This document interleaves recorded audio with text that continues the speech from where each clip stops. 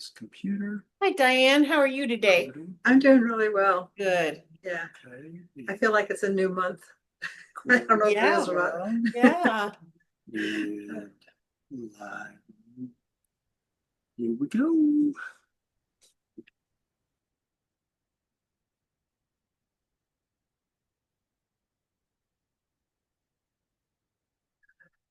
All right. It says it's a recording this time. Last time I didn't get any recordings at all. So see if the live stream kicks in here. Yes, it is. Hello, everyone. This is Dr. Roger Paul, and tonight we're going to continue our study on paper 133. This is part 2 on that series. And we're on page 1471, the third paragraph of the original book, or paper 133, section 2, paragraph 4 on all the rest of them. So forward this a little bit so that everyone can see the slide. There we go. All right. We're ready to go here. Right, Diane, you want to take the first one, dear? Let me mute. The journey to Nicopolis was pleasant but slow, as the wind was not favorable. The three spent many hours recounting their experiences in Rome and reminiscing about all that had happened to them since they first met in Jerusalem. Ganad was becoming imbued with the spirit of personal ministry. He began work on the steward of the ship, but on the second day, when he got into the deep religious water, he called on Joshua to help him out. So he tried to be a teacher and Independent, independent and didn't do so well. That's the way life is. Had to be had to be rescued. All right, notice here it says the wind was not favorable. We forget back then the only way that boats moved was by wind power. You know, they had no motors or anything, unless you had oars. You know, you were, if the wind stopped, you were stuck, and that's what they're talking about here. We always kept oars in our boats. Yeah, yeah. All right, let's go on to the next one. Let me take the second one here. They spent several days at Nicopolis, the city which Augustus had founded some 50 years before as the City of Victory, in commemoration of the Battle of Actium, this site being the land whereon he camped with his army before the battle. They lodged in the home of one Jeremy, a Greek proselyte of the Jewish faith, whom they had met on shipboard. The Apostle Paul spent all winter with the son of Jeremy in the same house in the course of his third missionary journey. I'm sorry, y'all, my eyes are blurry tonight. From Nicopolis, they sailed on the same boat for Corinth, the capital of the Roman province of Achaia. All right, let's move on. At Corinth, Pam, would you take Corinth, please? You're muted, Pam.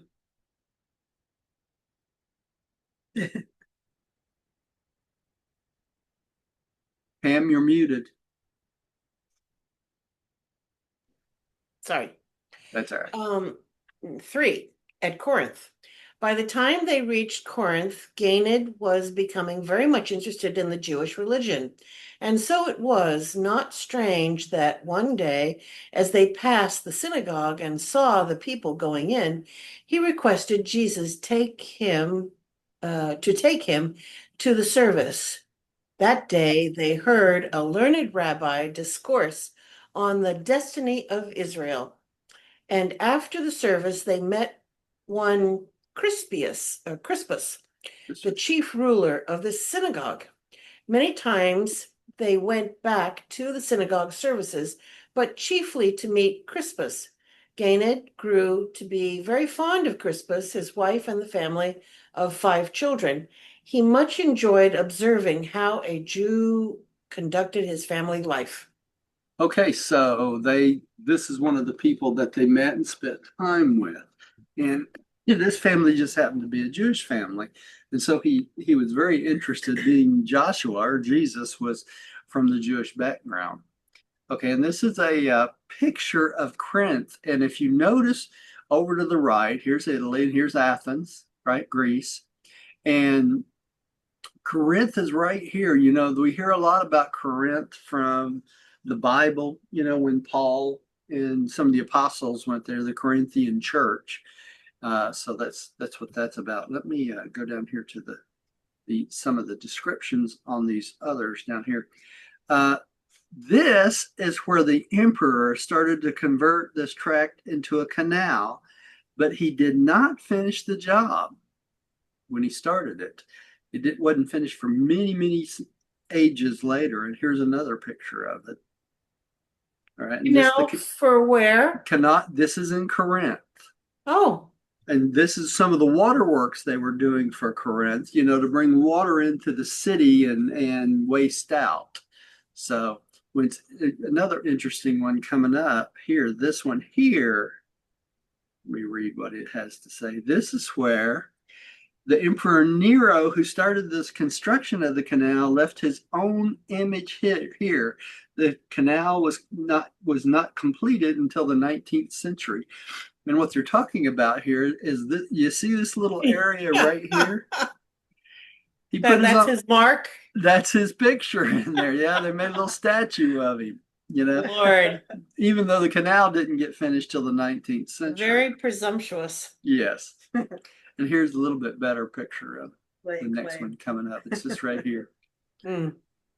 Let me see if I can make that a little bigger. See if you can see it a little bit bigger here. I don't know if I can or not. Let's see here.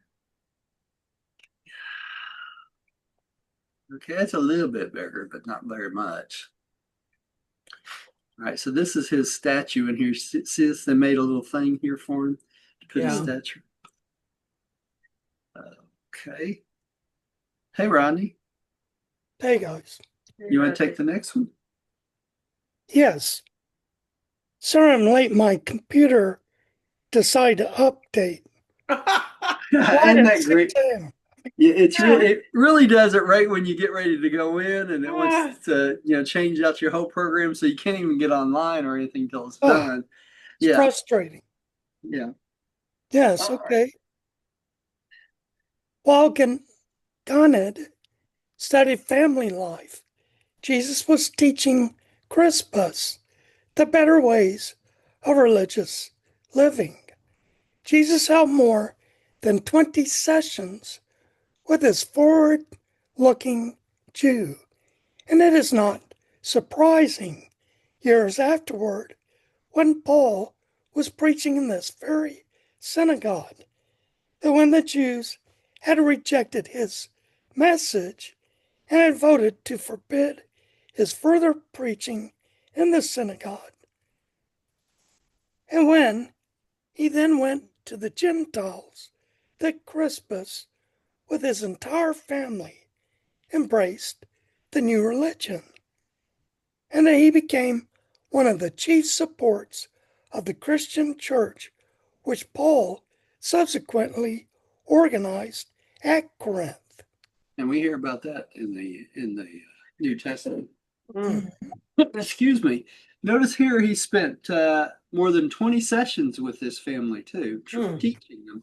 Right, so he's really preparing them for this coming, and it always amazes me from this paragraph. They talk about Jesus was forbid from preaching in the synagogue by this at the later point, right? And can you imagine? I mean, y'all think about this. I've been working on chapter 5 of my book on Jesus and talking about how Jesus is the ruler of our universe and the sovereign of our local universe. Can you imagine forbidding the ruler or the sovereign of the local universe from teaching in a synagogue on a planet in which he created? Of course, they were ignorant. They were ignorant, but just the thought of that just makes you cringe, doesn't it? I mean, just you think about such a thing. But that stuff went on. And this is a picture of the modern church in Corinth today. Uh-huh. They still have a church there today. All right. Let's see. I'll start on this one. During take the next one. During the 18 months, Paul preached in Corinth, being later joined by Silas and Timothy. He met many others who had been taught by the Jewish tutor of the son of an Indian merchant. Hmm. So they heard about him later on, didn't they? Mm-hmm. All right, dear, would you take the next one? At Corinth, they met people of every race hailing from 3 continents. Next to Alexandria and Rome, it was the most cosmopolitan city of the Mediterranean Empire. There was much to attract one's attention in the city, and Gaiman never grew weary of visiting the citadel, which stood almost 2,000 feet above the sea. He also spent a great deal of his spare time about the synagogue and in the home of Crispus. He was at first shocked and later on charmed by the status of women in the Jewish home. It was a revelation to this young Indian. Roger? You got to remember that the Indian society did not treat women as poorly as the Bedouins and the Jews and that sort of thing. So he was really shocked that they treated the women so poorly. You know, being from India, they didn't do that, right? They were treated them more of an equal than they did. So, all right. Excuse me, Pam, would you take the next one? Jesus and Ganid were often guests in another Jewish home, that of Justus, a devout merchant who lived alongside the synagogue. And many times subsequently, when the Apostle Paul sojourned in this home, did he listen to the recounting of these visits with the Indian lad and his Jewish tutor, while both Paul and Justus wondered whatever became of such a wise and brilliant Hebrew teacher. They didn't realize that it was the same Jesus that they were talking about. Yeah. All right. Rodney, would you take the next one, please? Okay. Thought this one would have been Carrie's. No, he gets one a little bigger. Next. When in Rome, Ganid observed that Jesus refused to accompany them to the public baths. Several times afterward, the young man sought to induce Jesus further to express himself in regard to the relations of the sexes. Though he would answer the lad's questions, he never seemed disposed to discuss these subjects at great length. One evening, as they strolled about Corinth, out near where the wall of the citadel ran down to the sea, they were accosted by 2 public women. Ganid had imbibed the idea, and rightly, that Jesus was a man of high ideals, and that he abhorred anything which partook of uncleanliness or savored of evil. Accordingly, he spoke sharply to these women and rudely motioned them away. When Jesus saw this, he said to Ganid, "You mean well, but you should not presume thus to speak to the children of God, even though they chance to be his erring children. Who are we that we should sit in judgment on these women? Do you happen to know all of the circumstances which led them to resort to such methods of obtaining a livelihood? Stop here with me while we talk about these matters." The courtesans were astonished at what he said, even more than was Canaan. So when this happened, the Yeah. courtesans were surprised too, right? Yeah. The Yeah, truth. the truth. Yeah. So they wanted to find out what he had to say also. Yeah, All of right. course. And let's go on and let Gary take this really short paragraph. Ugh. You want me to speed to read it so it's short? No. Read quickly. Okay. They As said they the moonlight, and you just said that. As they stood there in the moonlight, Jesus went on to say, there lives within every human a divine spirit, the gift of the Father in heaven. I'm referring to this The courtesans. Esther. Yeah. This good spirit ever thrives to lead us to God, to help us to find God and to know God. But also within mortals, there are many natural, physical, and tendencies which the Creator put there to serve the well-being of the individual and the race. Now, oftentimes, men and women become confused in their efforts to understand themselves and to grapple with the manifold difficulties of making a living in a world so largely dominated by selfishness and sin. I perceive, Ganed, that neither of these women's is willfully wicked.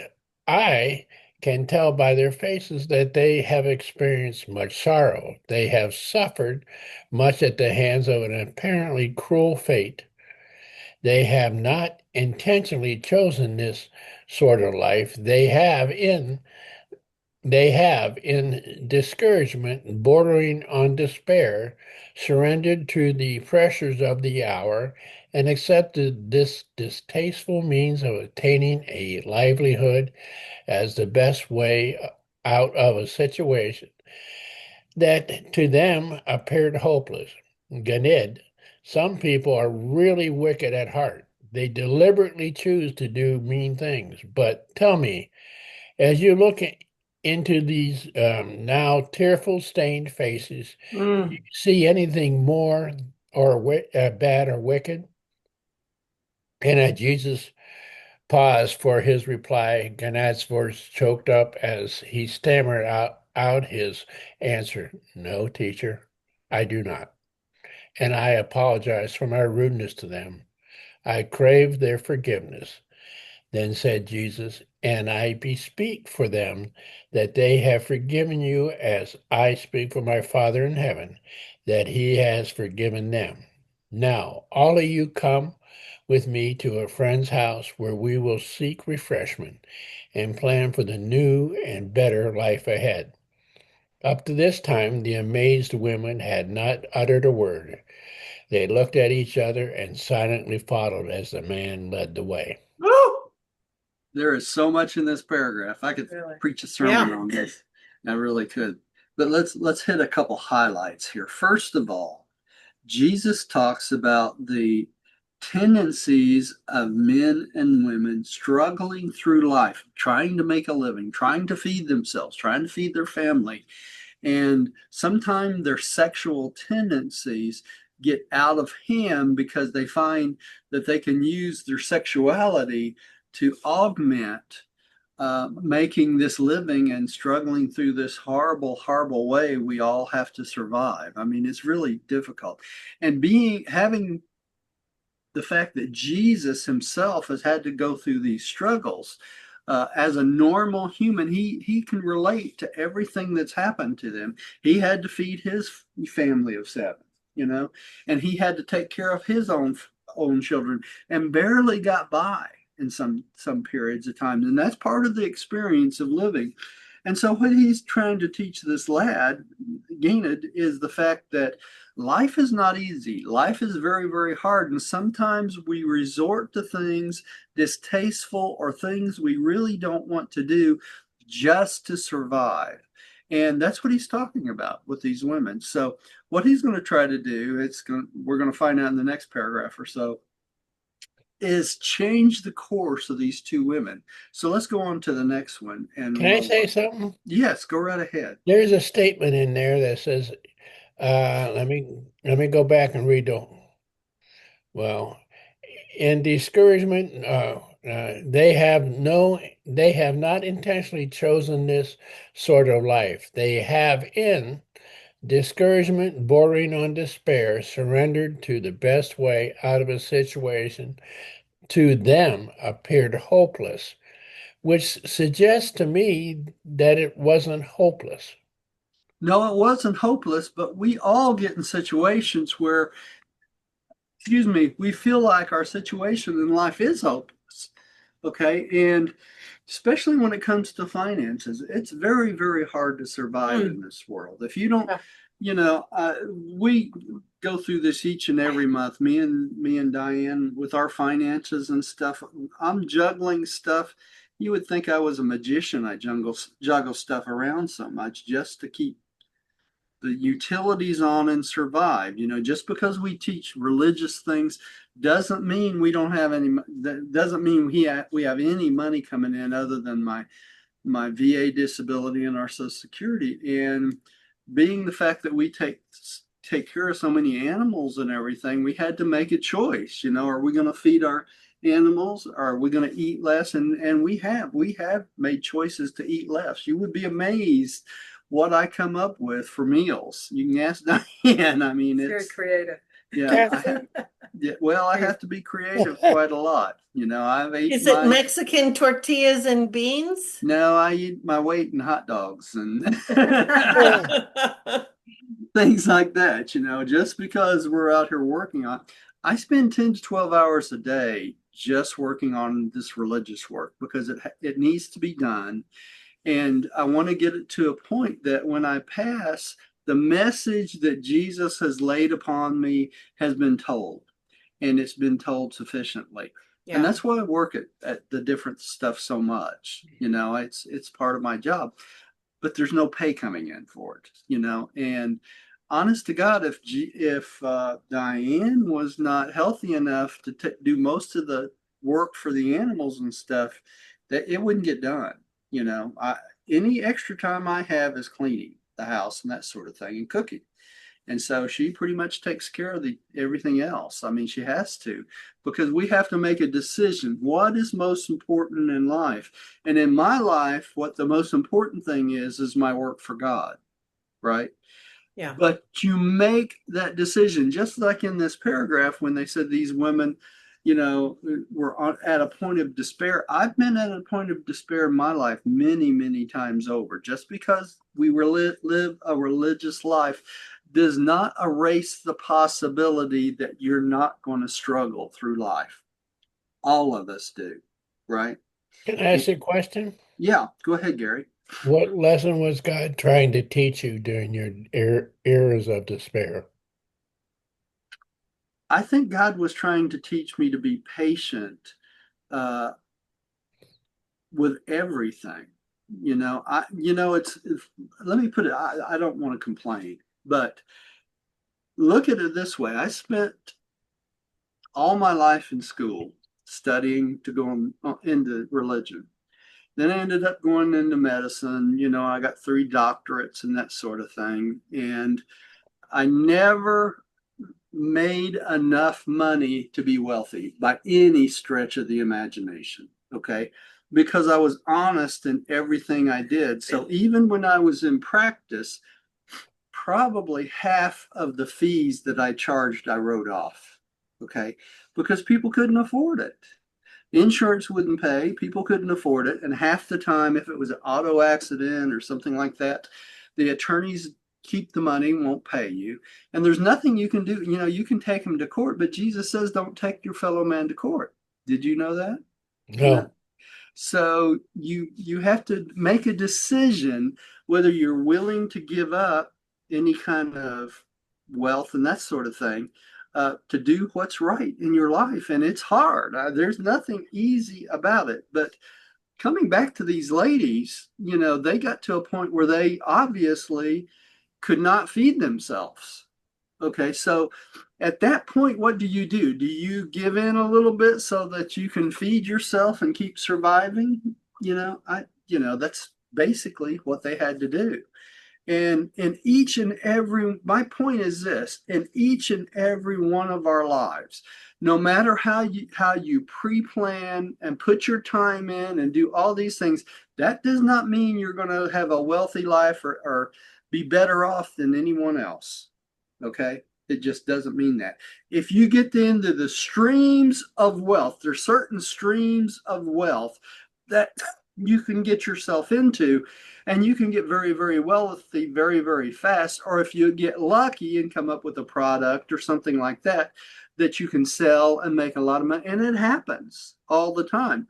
But that does not necessarily mean it's going to always happen. Like, for instance, if I would, instead of going into medicine, if I would have gone into, let's say, real estate or something like that and put as much time as I did learning in real estate as I did medicine and the other things, I went through chiropractic school, I went through sports medicine, I went through x-ray technology.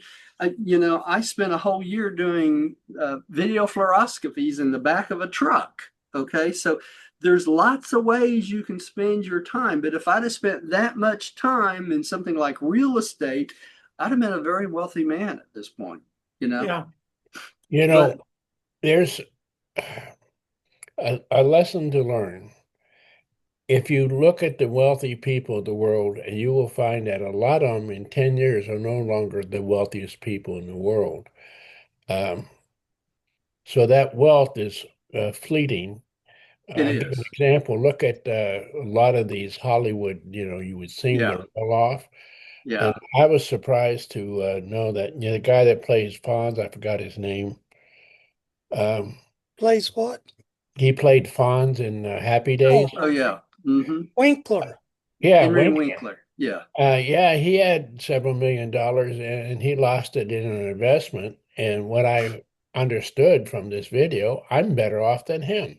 Oh, And yeah. I didn't make no several $1 million. It's easy for that to happen too. And then the thing of it is, Gary, is this: at some time in your life, you have to make the decision whether you're going to live a life and have a profession of service or have a profession of money.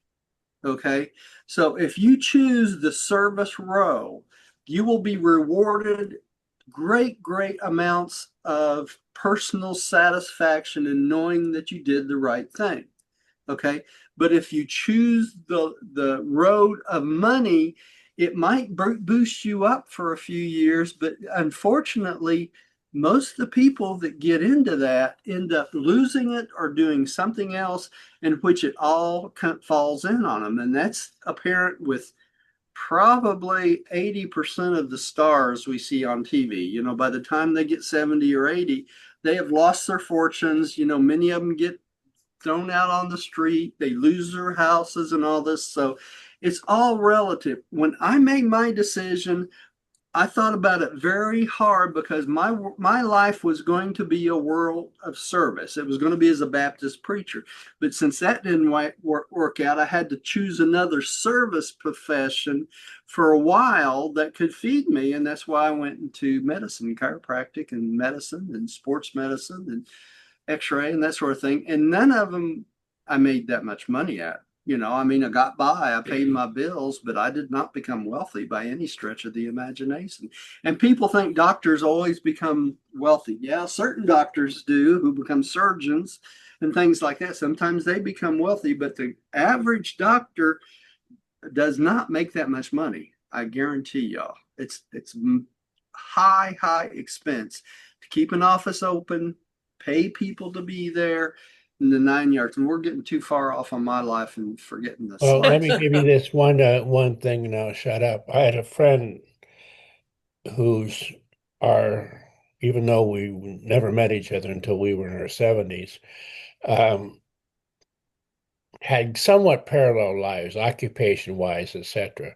I got married, raised a family, etc. He did not. He played the field. Yeah. Okay. He had a hell of a lot more money than I did. He was very well off. Okay. Mm-hmm. And he was a nice, generous guy. And one day we were discussing things about things we had to do in our life, selling and, financial stuff. Mm-hmm. And he said, how do you deal with your conscience? He says, I was one of these people that if the company said to do this and I thought it was wrong, I didn't do it. Yeah. Oh, He says, so I says, I don't have any guilty conscience. He says, boy, I wish I could have said that. Yeah. Huh. So Yeah. that, uh-huh. you know, he had to carry that all the way to his grave. So maybe that will help you, Roger. Yeah. I don't feel like I need any help with it because I made the choices and I pay for my choice. I say it all the time. We never get away from our sins of the world, right? We make decisions and then we pay the price, and I feel fortunate I have been able to spread the truth of God to so many thousands and thousands of people. And I'm not a preacher that asks for money and that sort of thing. So I don't, I've never gotten wealthy from it, but I have benefited. I know I have benefited thousands and thousands of people because they've discovered the truth of the Urantia book. And without me, my big mouth, I don't know if they would have as they did. Right. So it is what it is. It all works out. You pay for your sins and you keep going and you benefit from the things that you dedicate your life to. And I've benefited greatly. I feel more fortunate than 99.9% of humanity, to be honest. So, okay, let's go on to the next one. Gary, were you up? No, I'll read it again if you want. No, that's all no, I'm a right. little bit late. I I'm up. Am understand. I up again? I no, I must be think I'm petty. up. Oh, are you? Who was Okay. the one before? Yeah, you're after Diane. So if Yeah. Gary just read, I should be up again. Oh, Oh, okay. Now I just went. He made a shorter paragraph, people. Did you all notice Yeah. that? Yeah.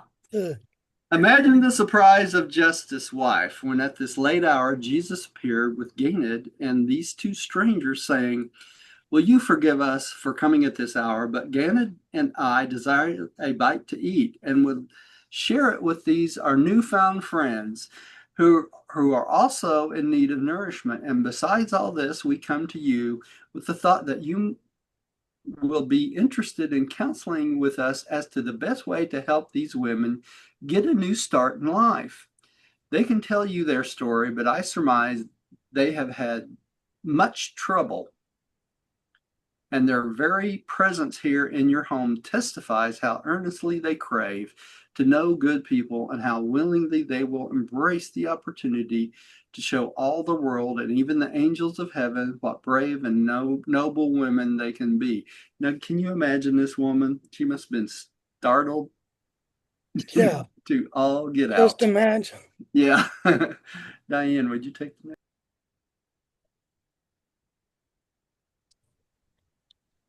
When Martha, Justice's wife, had spread the food on the table, Jesus, taking unexpected leave of them, said, as it is getting late, and since the young man's father will be awaiting us, we pray to be excused while we leave you here together, 3 women, the beloved children of the Most High.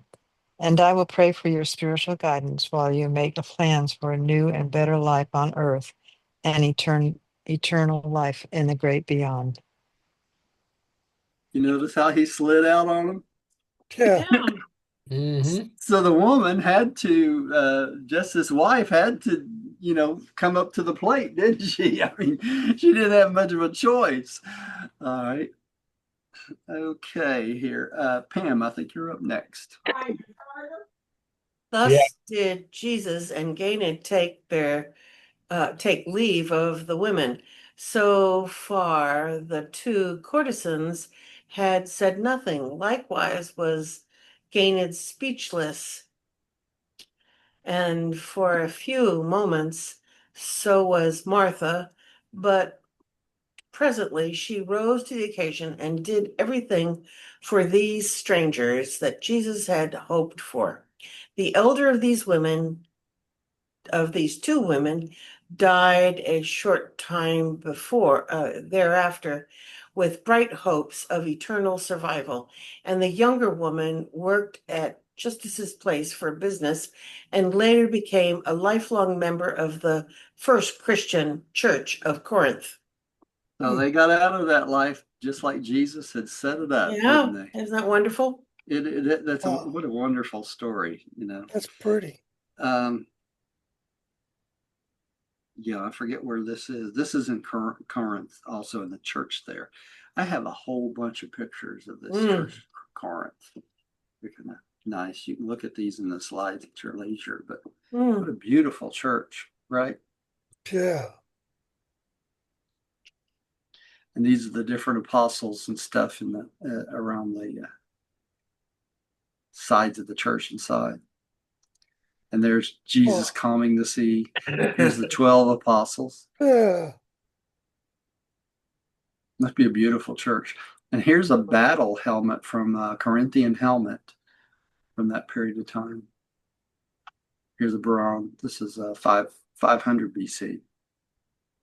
And this is something that Pam wouldn't know anything about. Yeah, that's really beautiful. I wish I could make it. Those kind of shapes are very difficult. Difficult to make, huh? Oh yeah. Okay, here's a Corinthian pier capital. Whoa. So they talk about Corinthian and Doric, and there's some other one. So that's what they look like. Now y'all have been enlightened about the art of Corinthian. Okay, Rodney, would you take the next one, please? Yes. Several times in the home of Crispus, Jesus and Ganid met one Gaius, who subsequently became a loyal supporter of Paul. During these 2 months in Corinth, they held intimate conversations with scores of worthwhile individuals. And as a result of all these apparently casual contacts, more than half of the individuals so affected became members of the subsequent Christian community. So they laid the groundwork, didn't they? Foundation. Yeah, they did. I wonder if Crispus had Krispy Kremes. Hey. I bought stock. These should be a K. Yeah, I think so. All right, Gary, you're up again. Okay, when Paul first went to Corinth, that's right. Yeah. He had not intended to make a prolonged visit, but he did not know how well the Jewish tutor had prepared the way for his labors. And further, he discovered with that great interest and had already been aroused by Aquila. That's right. Aquila and Priscilla. Priscilla. Aquila being one of cynics, one of the cynics with whom Jesus had come in contact when in Rome. This couple were Jewish refugees from Rome, and they quickly embraced Paul's teachings. He lived with them and worked with them, for they were also tent makers. It was because of these circumstances that Paul prolonged his stay in Corinth. And we know that Paul was a tent maker for a long, long time. So he fit right in with them, right? Paul, now are they talking about the Paul that came later that Jesus converted on the road to Damascus? Yeah, Paul the Apostle, right. Okay. Yeah. If it wasn't for the sacrificial lamb doctrine, Paul could have done more for Christianity than any other person. He just about did anyway, right? I mean, for 2,000 years, he still got people believing that Jesus died for their sins, But if it wasn't for that one point, Paul's work would have been tremendous. And the fact that Paul didn't like women very much. So that was obvious from the Bible. Really? Oh, yeah. Yeah. Paul was not a fan of women whatsoever. He was your typical Jew. He thought they belonged at home and to keep their mouth shut, right? And that was about it. So, all right. 4, personal work in Corinth. Jesus and Ganid had many more interesting experiences in Corinth. They had close converse with a great number of persons who greatly profited by the instruction received from Jesus, because Jesus taught everywhere he went, right? Mhm. The miller, he talked about grinding up the grains of truth in the mill of living experience so as to render the difficult things of divine life readily receivable by even the weak and the feeble among one's fellow mortals. Said Jesus, give the milk of truth to those who are babes in spiritual perception. In your living and loving ministry, serve spiritual food in attractive form and suited to the capacity of receptivity of each of their inquirers.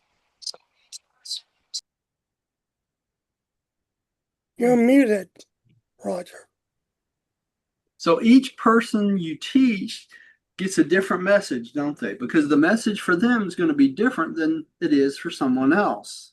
Okay, so that's the way it works. Pam, would you take the next one, please? To the Roman centurion, he said, render unto Caesar the things which are Caesar's, and unto God the things which are God's. The sincere service of God and the loyal service of Caesar do not conflict unless Caesar should presume to arrogate to himself that homage which alone can be claimed by deity. Loyalty to God, if you should come to know him, would render you all the more loyal and faithful in your devotion to a worthy emperor. And we know that most of the emperors tried to elevate themselves to God status, didn't they? And we know that really bad part of the Roman culture. All right, Rodney. To the earnest leader of the Mithraic cult, he said, you do well to seek for a religion of eternal salvation, but you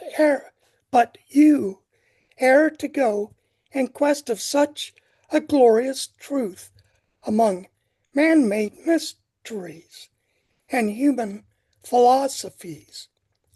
Know you not that the mysteries of eternal salvation dwells within your own soul? Do you not know that the God of heaven has sent his Spirit to live within you, and that this Spirit will lead all truth-loving and God-serving mortals out of this life and through the portals of death up to the eternal heights of light, where God waits to receive his children. And never forget, you who know God are the sons of God, if you truly yearn to be like him. Okay, so a couple things in this paragraph that's really important. First of all, he talks about man-made mysteries and human philosophies. What's he talking about there?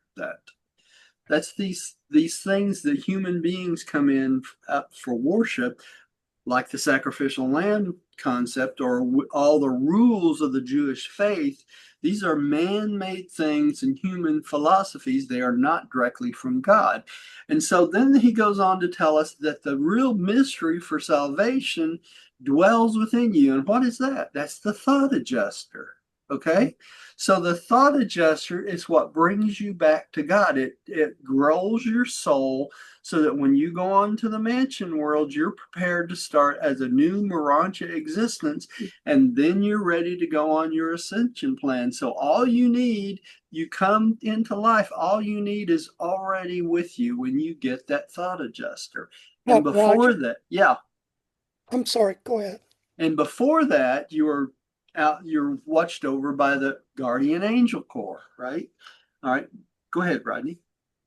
Well, where Jesus is speaking here about halfway through, and he says, "Do you not know that the God of heaven has sent his Spirit to live within you?" Dwell within you. Yeah. Hmm. And the rest of it, this is actually what Jesus taught us Yeah. during his ministry. It all revolved around this. It's all about the thought adjuster, isn't it? Yeah. Doing the will of God. It always comes back to that. You know, it's funny, all the religious text and everything people keep preaching and all this, they miss the point of Jesus's mission, the fatherhood of God and the brotherhood of man. And everything Jesus taught is this same message, is it not? The fatherhood of God and the brotherhood of man, and the fact that God lives within you and loves you from within, and all the other influences are from without, right? Spirit of truth, the Holy Spirit, all these, the adjutant mind spirit, these are all external influences, but your main influence is the thought adjuster, which is within. And if you dedicate your life to doing the will of God, you're going to go from within to without, right? Because the will of God is within, everything else is without, and everything else will fall in line if you do the will of God, right? You can't do the will of God and not accept your brothers and sisters. That's part of it. Why? Because we're all of the same family. Same old message over and over again, right? All right, Gary, would you take the next one? Okay, to the Epicurean, is that pronounced right? That's correct. How about that? I'll take a bow. To the Epicurean teacher, he said, "You do well to choose the best and esteem the good, but are you wise when you fail to discern the greater things of mortal life, which are embodied in the spiritual realms derived from the realization of the presence of God in the human heart? The great thing in all human experience is the realization of knowing that God, whose spirit lives within you and seeks to lead you forth on that long and almost endless journey of attaining the personal presence of our common Father, the God of all creation, the Lord of universes." Okay, now remember when we went on this long journey I had tonight from telling you about why I chose to do a spiritual life instead of a money life? This is exactly what they're talking about right here. Because if you fail to discern the greater things of mortal life, what are the greater things of mortal life? I think it's doing right. Spiritual life. Spiritual life. That's right. You're all three right. Doing right, living a spiritual life, and concentrating your life on the spiritual, not the material. The material you don't take with you, the spiritual you do. All these things that you do in this life for material gain are in essence useless. What? That's exactly right. It's useless. You don't take a single thing with you. Nothing. You leave here just like you came, right? I've got one other one for you, and you can do it on your own. You look at these wealthy people that have great material wealth, but if you get to know them, they're very lonely people. Empty, They right? don't have they're not happy. No. Mm-mm. And if you look at it, when y'all watch TV at night and you see all these things on YouTube and all the other things now, and there's not much on the networks, but anything that is on there has to do with two things: money and thrills, right? So it's kind of funny that if you get on YouTube, most all the things you see are thrill seekers. Okay, people that want to see things funny, people running into each other and having accidents and doing things wrong. And that's all tied up. They make lots of money on YouTube because people will click on that because that's what they're interested in. Okay, so they make lots of money on YouTube. It's all related to the same problem.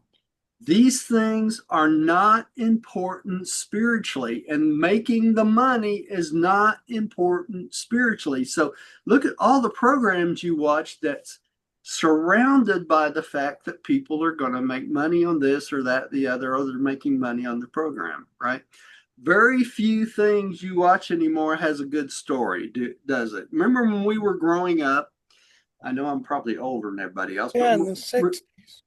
yeah, in the 60s, most of the stories that were on TV had some kind of moral story to it, Yeah, they didn't were it? good.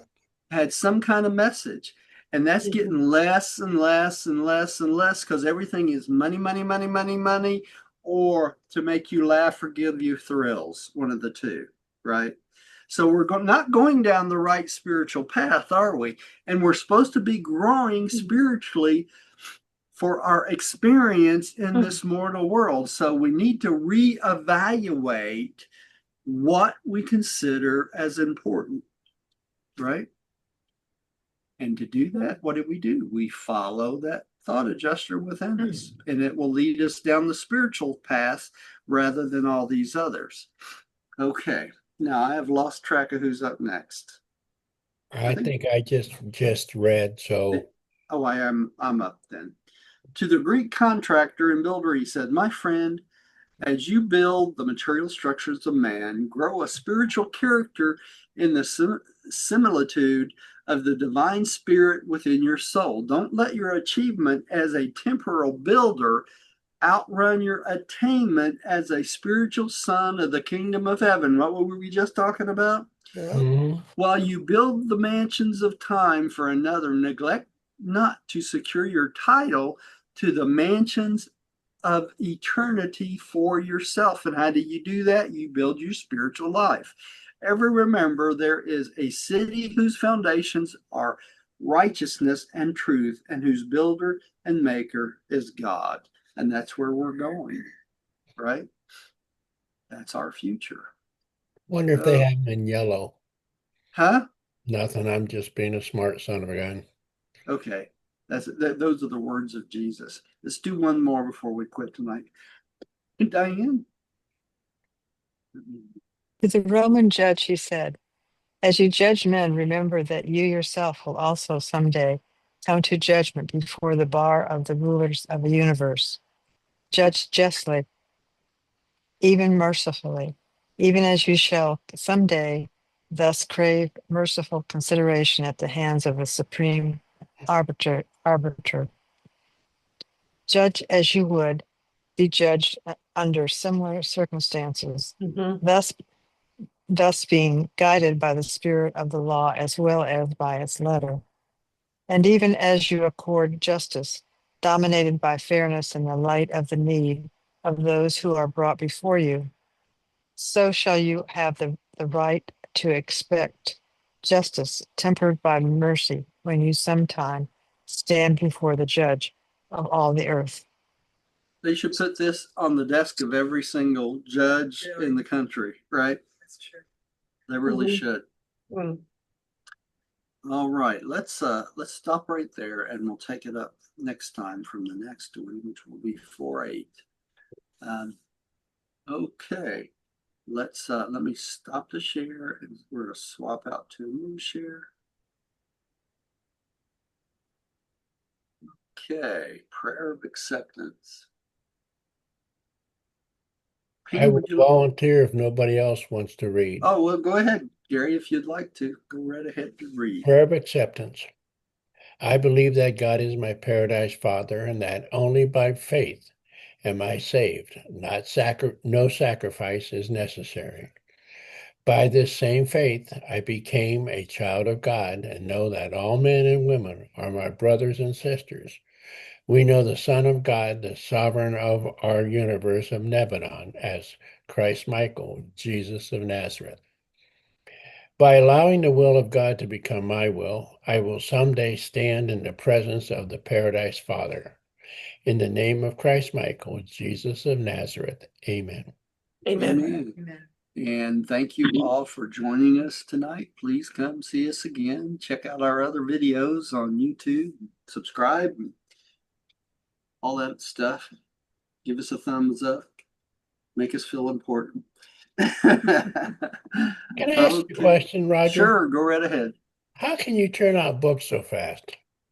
I'm a smart man. Amazed. You've turned out two books in the last 2 months. I have all the preliminary stuff done, Gary, from teaching classes for so many years. You know, the second book I'm basing on the 20-week class we had on Jesus, who, where, what, and when. Yeah. I'm basing the second book on that, and I've already done the classes. So what I'm doing is I'm taking the classes and writing the chapters from the classes. So the book I'm reading now is your second book. The book you're reading now is the first book. Okay. The one on God, who is God. Yeah. Yeah, that's the first book. And that is based on the 26-week class of the origins and history of universe destiny, of deity of universe destiny. That was the 26-week class we spent two times through. The first one back in 2013 and this, or 11 one, I can't remember. And the second time we did it last year. And when we were going through it again last year, I thought, well, these lessons would make a great book. And that's how that book came about. And if you read through that book, it's a little different than the way I taught the classes, but the basis of the book is from the information from each class. And all I have to do is take the information and rewrite it and rewrite it and rewrite it until it sounds like a nice chapter. Yeah. And then put it together. It's the easiest way to do it. And we tried this, actually, Pam remembers, and Jane probably remembers, that we tried to do this as we was going through it, but with all the other stuff that I was putting in there, saying right over and over and over again, it was hard to determine what the true message is all the way through it. So it's something I had to do myself. Nobody else could do for me. So when I went back through it and rewrote it myself from my own thoughts, then I could organize them better. And that's how the book came about. So, but if you read the chapters, the information is the same information in each one of the lessons individually. And the book on Jesus is going to be the same way. It's the same information on the 20-week course on Jesus, who, and what, when, and where. And it's coming out really well because I'm doing 2 podcasts for each chapter on the Jesus book. One I write as a 2-person podcast, people asking questions back and forth. And the second one is more like a lecture from myself. So it breaks down the information 2 different ways so that it appeals to different types of people, but the information is the same information I taught during the classes. Does that make sense? How's the book selling going? Anything? I don't know. I don't think it's selling all that well. I've been putting the link on the end of some of the new videos and stuff, so it might increase over time. I don't know. It's hard to say because it's hard to determine how many people are going to be interested in a book about the theology of God. And that's really what the first book is about. It's about, God the Father, God the Son, God the Spirit, and the breakdown of the 7 absolutes and that sort of thing. And excuse me, unless it's something you're interested in and want to spiritually grow, you wouldn't buy a book like that, right? I mean, it's not a story or a novel of somebody doing something that's not real. This is all real stuff. And some people have an inkling for religion and philosophy, and some people don't. So I don't expect to make a lot of money on it or anything else, because the way it's printed, it's very expensive to print and color like I did. And so the profit on the book is very minimal. I'd be better off going on down to the corner with a little can, but will work for food. But I think the Jesus book is going to do much better. I really do, because people are more interested in Jesus than religion and philosophy, that sort of thing. So we'll see. Thanks to the Christian church, they've promoted Jesus pretty well. Yeah, they really have. I mean, it's been promoted for years. The interesting part about the Jesus papers too, or the Jesus book I'm working on, is it goes into great detail of his background and the local universe, mother spirit, the seven absolute, I mean, the seven adjunct mind spirits. It breaks everything down in great detail. So if you get all the way through the Jesus book, you will have a well-rounded idea of Jesus, who he was and his mission and everything. So we'll see how that works out, Y'all will see it coming.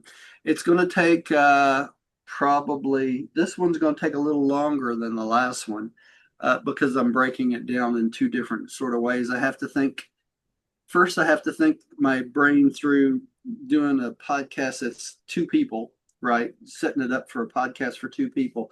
And then the second one I'm doing as just like a lecture of the chapter of the book. So it's just me. So, but I want to get everyone the opportunity to get the information in every way I know possible and have a good understanding of Jesus, right? You may need a makeup artist. I'm just joking with you. I'm just joking with you. By the time I get done, it'll take me probably the rest of the year. I'm thinking to finish the second book. So, but I think it'll be worth it when it's all said and done. Of course, I may be on my way out by then, so we'll see. I don't know. You're still kicking pretty good at 80, Gary. Don't push it. I've got another 3 months. All right, y'all. I love you guys. And Thank you, Roger. you're welcome. Thank you so much. Love you guys. We'll see you next time. All right. Bye-bye. Bye. Bye-bye. Okay.